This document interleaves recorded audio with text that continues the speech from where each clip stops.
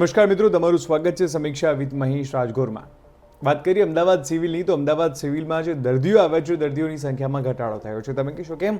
કારણ છે જે જુનિયર રેસિડન્ટ ડોક્ટરો છે એ હડતાલ પર ઉતર્યા છે. કારણ શું છે? એમણે માંગ કરી છે કે એમનું સ્ટાઇપેન્ડ જે છે સ્ટાઇપેન્ડ વધારવામાં આવે.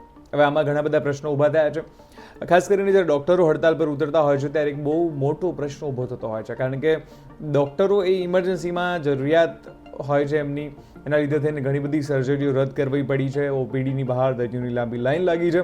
હવે જોવાનું એ રહે છે કે શું થશે. આ બાબતે જે ડીન છે એમના દ્વારા કહેવામાં આવ્યું છે કે જો આ રેસિડેન્ટ ડૉક્ટરો હડતાલ નહીં સમેટે તો એમની સામે કાર્યવાહી કરવામાં આવશે. વાત કરીએ એક ઘટનાની. મેં તમને થોડા દિવસો પહેલાં સમીક્ષામાં એક વાત કહી હતી, જેમાં મેં તમને કહ્યું હતું કે કેવી રીતે એક પીઆઈએ સુપ્રીમે જામીન આપ્યા તેમ છતાં એક વ્યક્તિને પોતાની કસ્ટડીમાં રાખ્યો અને એને ઢોર માર માર્યો, જેને લઈને સુરતના જજ અને પીઆઈ બંનેને સુપ્રીમ કોર્ટે કહ્યું હતું કે હાજર થાવ. એમાં જે જજ છે એમણે માફી માગી અને માફી સુપ્રીમ કોર્ટે સ્વીકારી લીધી છે. જ્યારે બેસુના જે પીઆઈ છે એમને 25,000 રૂપિયાનો દંડ આપવામાં આવ્યો છે. પણ 25,000ના દંડથી શું થશે? જેમણે માર્યા આવું બધું શું પીઆઈ જોડે કરવામાં આવે તો પીઆઈ ચલાવી લે, અથવા તો પીઆઈ જોડે કોઈ આવું કર્યું હતું, પીઆઈના દીકરા જોડે કોઈ આવું કર્યું હતું. પણ શું છે, અધિકારીઓ છે. અધિકારીઓ જ્યારે એક સત્તાના નશામાં હોય છે પછી એમને કંઈ યાદ નથી રહેતું, પછી બધું ભૂલી જાય. વાત કરીએ આગળ. થોડા દિવસો પહેલા જે વિડીયો વાયરલ થયા હતા, જેમાં ગાડીઓનો કાફલો મોટો જઈ રહ્યો હતો અને એ કાફલો સ્ટન્ટ થઈ રહ્યા હતા, રીલો બની રહી હતી. પણ એ રીલોનો જે રંગ છે એમાં ભંગ પાડ્યો અમદાવાદ ટ્રાફિક પોલીસે. અમદાવાદ ટ્રાફિક પોલીસે ગુનો નોંધ્યો હતો, પરંતુ એમાં જે મુખ્ય આરોપી હતો, મુખ્ય આરોપી પોલીસની પહોંચથી દૂર હતો. પણ છેવટે એને પણ જે છે મનીષ ગોસ્વામી છે એને પણ પોલીસે પોતાના કબજામાં લઈ લીધો છે.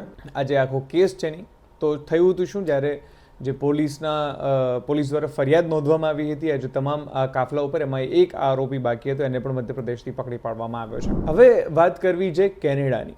કેનેડાના શું સમાચાર છે? ઘણા બધા જગ્યાએ ઘણા બધા સમાચાર આવી રહ્યા છે. કોઈએ કહ્યું કે ત્યાં એવું થઈ રહ્યું છે કે હવે 24 કલાક જ કામ કરી શકાશે, આવું છે તેવું છે. ઘણી બધી વાતો સામે આવી, પણ રિયાલિટી શું છે? રિયાલિટી એ છે કે કેનેડામાં અત્યાર સુધી વિદ્યાર્થીઓ 20 કલાક જ કામ કરી શકતા હતા. કોવિડ વખતે સરકાર અનલિમિટેડ કલાક કર્યા હતા, પણ એના પછી 20 કલાક કરી દીધા હતા. અને હવે 1 સપ્ટેમ્બરથી કેનેડામાં કોઈ પણ વિદ્યાર્થી 24 કલાક માટે કામ કરી શકશે એક અઠવાડિયાની અંદર. એની સાથે હાલમાં જે ત્યાં વિદ્યાર્થીઓ છે એમને કોઈ અસર નથી થવાની. હાલમાં જે ત્યાં વર્ક પરમિટ હોલ્ડર છે એમને કોઈ બહુ અસર નથી થવાની. પણ જે વર્ક પરમિટ હોલ્ડર્સ છે જેમની વર્ક પરમિટ ખતમ થઈ રહી છે એમને ભારત પાછો ફરવું પડી શકે છે જો એમની વર્ક પરમિટ એક્સટેન્ડ ન થઈ તો. અને સરકારે ના પાડી છે કે અમે તમારી વર્ક પરમિટ એક્સટેન્ડ નહીં કરીએ. એટલે જે 70,000નો આંકડો આપવામાં આવે છે કે ભારતીયોને પરત ફરવું પડશે, તમામ એ આંકડા છે કે જેમાં જે લોકો જોડે વર્ક પરમિટ છે જે પાછા નથી ફરી શકવાના એમની વાત છે. સ્ટુડન્ટ હોય તો ગભરાવાની જરૂર નથી, નવા લોકો જવાના હોય તો પણ એમણે ગભરાવાની જરા પણ જરૂર નથી. હવે આપણે વાત કરીએ વડોદરાની. વડોદરામાં શું થયું? વડોદરામાં પૂર આવ્યું, ઠેર ઠેર પાણી ભરાયા, લોકોની કરોડો રૂપિયાની મિલકત ગઈ. પણ લોકો કે જે ટેક્સ ભરે છે, વડોદરા મ્યુનિસિપલ કોર્પોરેશનને ટેક્સ આપે છે, સરકારને ટેક્સ આપે છે, ડાયરેક્ટ ટેક્સ આપે છે, ઇનડાયરેક્ટ ટેક્સ આપે છે, આ બધા ટેક્સના રૂપિયા સરકારને આપે છે કે સરકાર તમે અમારા વિકાસ માટે કાર્ય કરો. પણ સરકાર શું કરે છે? સરકાર ખાલી વાયદા કરે છે. મંત્રીજી ટાટમાટ થઈને મારી જેમ કોટી પહેરીને ચકાચક એની બાજુમાં બે એમના થોડા ઘણા એમના કાર્યકર્તાઓને લઈને ફોટોગ્રાફી વિડીયોગ્રાફી કરવા માટે થઈને નીકળ્યા. પણ વડોદરાવાસીઓ છે ખુલીને બોલવામાં માને છે. એક વ્યક્તિ હતા, એમણે કહ્યું કે ચાલતા થાવ, તમારી કોઈ જરૂર નથી, તમારા ફૂડ પેકેટો અમારે નથી જોઈતા, તમારી કીટો અમારે નથી જોઈતી. મેં મારા રૂપિયાથી કમાવીને જે ઘર ઊભું કર્યું હતું, જે એક્ટિવા લીધું હતું, જે બાઇક લીધું હતું, એ તો આખું તબાહ થઈ ગયું. એનું શું કરશો તમે? એ તો મેં મારા રૂપિયા લીધું હતું, મારે તમારા મફતનું જોતું જ નથી. તમે શું કામ મારી ઉપર આવ્યા છો આપવા માટે? મારે નથી જોઈતું તમારું મફતનું. હું તો કહું છું કે મેં મારું જે કમાવ્યું હતું એની સામે તમને પણ મેં ટેક્સ આપ્યો હતો. હું 100 રૂપિયા કમાતો હતો, એમાંથી તમને ટેક્સ આપતો જ હતો. એમાં કોઈ 30 રૂપિયા આપે, કોઈ 5 રૂપિયા આપે. હું 10 રૂપિયાની વસ્તુ લઉં છું તોય તમને એમાંથી ટેક્સ આપું છું. ને ટેક્સ એટલા માટે આપું છું કે તમે મારી માટે પૂરતી વ્યવસ્થાઓ કરો, પણ તમે ન કરી શક્યા. તો હવે શું કામ દેખાડો કરવા માટે આવ્યા છો? કોઈ નેતા ટેમ્પા ઉપર ચડીને જોવા નીકળે છે. શું જોવા નીકળો છો નેતાજી? તમે શું જોવા જઈ રહ્યા છો? મને સમજાતું નથી. તમારે શું જોવું છે? શું તમારા રાજમાં થયેલા ભ્રષ્ટાચારને કારણે જે પાણી ભરાયું છે, પાણી કેટલી તબાહી મચાવી છે, એ તમારે જોવું છે? હકીકતમાં તો એ વખતે નેતાએ કામ કરવું જોઈએ કે જેટલા પણ આવા લોકો છે એમને ઉપર પગલાં લેવામાં આવે. જોકે સરકારને એક બાબતે શાબાશી આપવી પડે છે કે જે ટાઉન પ્લાનર છે એમને ઘર ભેગા કરી દેવામાં આવ્યા છે. પણ આ થોડુંક મોડું નથી થઈ ગયું? આવડી મોટી તબાહી થયા પછી તમને યાદ આવે કે ટાઉન પ્લાનરને ઘર ભેગા કરવા પડશે. તો શું તમે વાટ જોશો કે અમદાવાદ તબાહ થશે એટલે અમદાવાદના ટાઉન પ્લાનરને ઘર ભેગા કરશો? સુરત તબાહ થશે એટલે સુરતના ટાઉન પ્લાનરને ઘર ભેગા કરશો. રાજકોટમાં પણ ફાયર ઓફિસર ને પેલા ટાઉન એક તો છે ગયા જ છે સાગઠિયા તો. એટલે તમે વાટ જુઓ છો કે કોઈ મોટી ઘટના થાય એટલે અમે પગલાં લઈએ, એની પહેલાં કેમ નથી લેતા? આ પ્રશ્ન તો ઊભો ને ઊભો જ છે. પણ આ બધી બાબતો વચ્ચે ગુજરાત સરકારના એક મંત્રી છે, એમની પણ વાત કરવી બને છે. હર્ષ સંઘવી ગુજરાત સરકારના ગૃહમંત્રી, અત્યાર સુધી એક ગૃહમંત્રી હતા ગુજરાત રાજ્યના અમિત શાહ, એ ખૂબ ચર્ચામાં રહ્યા હતા. એ એમ લાગતું હતું કે આગળ આવીને કામ કરે છે. એવી રીતે હર્ષ સંઘવી પણ કંઈક એવું કામ કરી રહ્યા છે. વડોદરા સૌથી વધારે વખત કદાચ એ જ ગયા હશે, 6 દિવસ ગયા છે. પણ એમને જોઈને એવું લાગે કે કદાચ ફ્લડ ટુરિઝમ તો નથી કરતા, જે બીજા નેતાઓ તૈયાર થઈને ટાટમાટ થઈને આમાં નીકળી પડે છે કીટો આપવા માટે, વિતરણ કરતાં કરતાં ફોટા પડાવશે. એટલે પણ મારા રૂપિયાનું છે, તમે છે ને ફોટા પડાવો છો. મેં 10 રૂપિયાનું પાર્લેજી લીધું, મેં કોઈ પણ વસ્તુ લીધી, ચાનું પડીકું ખરીદ્યું, ખાંડ લીધી, બધામાં તમને ટેક્સ આપ્યો છે.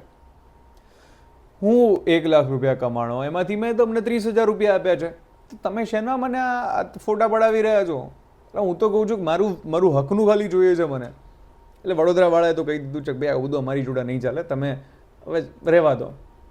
આ એ જ વડોદરા છે જેણે પ્રધાનમંત્રી નરેન્દ્ર મોદીને અહીંયાથી ચૂંટીને મોકલ્યા હતા. એ જ વડોદરા છે જેણે કન્ટિન્યુઅસલી ભાજપની સરકારો બનાવી છે. પણ એમને શું મળે છે? કંઈ નહીં. હવે ભાજપને વઢ પડી છે દિલ્હીથી. કારણ શું? કહું છું કે તમારી લાઇક્સો નથી આવતી બરાબર. સોશિયલ મીડિયામાં ભાજપને બરાબરની લાઇક નથી મળતી. કારણ શું છે? એનું રીઝન છે. જે ધારાસભ્યો છે એ સોશિયલ મીડિયામાં એટલે એક્ટિવ નથી. આ બાબત શું છે? કારણ શું છે?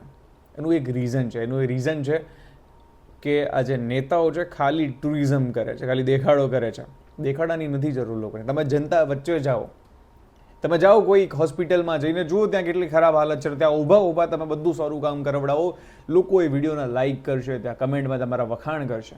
જાઓ તમારા વિસ્તારમાં એ ખાડા જ્યાં પડ્યો હોય ત્યાં ઊભા ત્યાં મ્યુનિસિપલ કોર્પોરેશન નગરપાલિકાના કોઈ કર્મચારીને ફોન કરો અને બોલાવો કે ખાડો ભર, હું અહીંયા ઊભો છું.